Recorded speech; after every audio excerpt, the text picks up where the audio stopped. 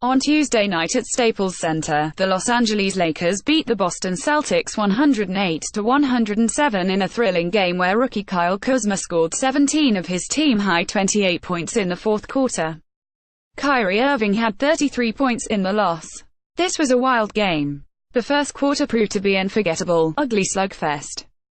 LA only scored 15 points and missed all 7 of its three-pointers in the period, while the Celtics only played mildly better and scored 21 points. The second quarter was far more uplifting for the crowd, as the two teams combined for 62 points, with the Celtics edging the Lakers 32-30 in the period, and the visitors taking an 8-point lead into the halftime intermission. Marcus Smart had been the Celtics' standout performer with 14 points and 4 assists at the break, while Jordan Clarkson continued his hot run with 14 points of his own in the first half. Smart finished with 22 points and 8 assists in the game.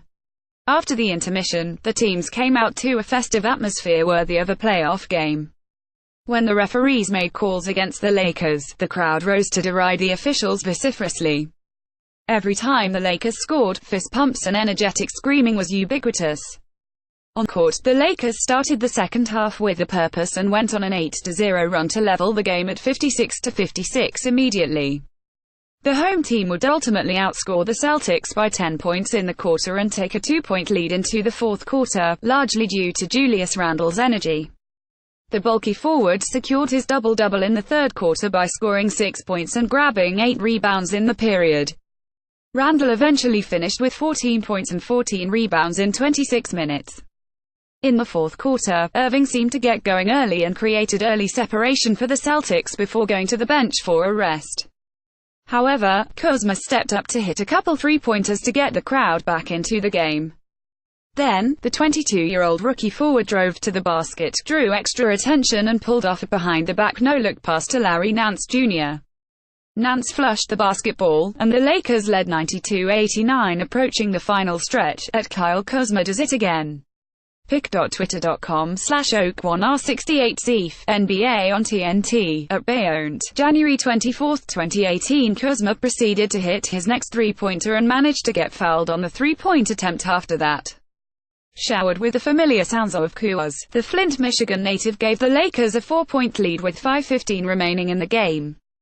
Celtics coach Brad Stevens called Irving's number immediately and put his star point guard in to close the game.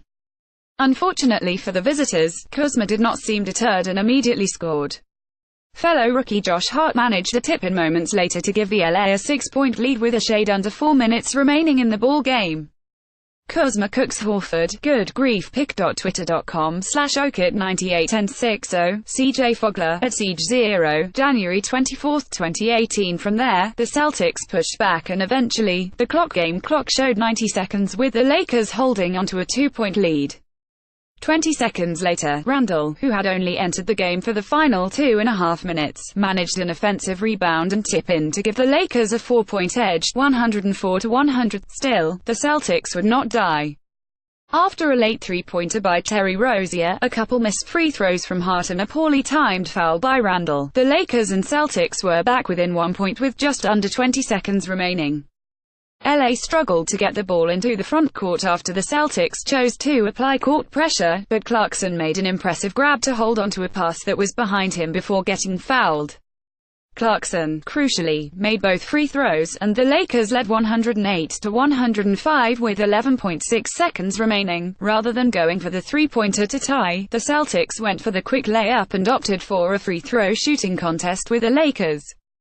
That was a smart call since the Lakers are the worst free throw shooting team in the NBA, leading by 1 point. Kentavious Caldwell-Pope came into the game and immediately got fouled with 5.7 seconds remaining. The Lakers' starting shooting guard, who had made his previous 2 foul shots in the game, missed both free throws.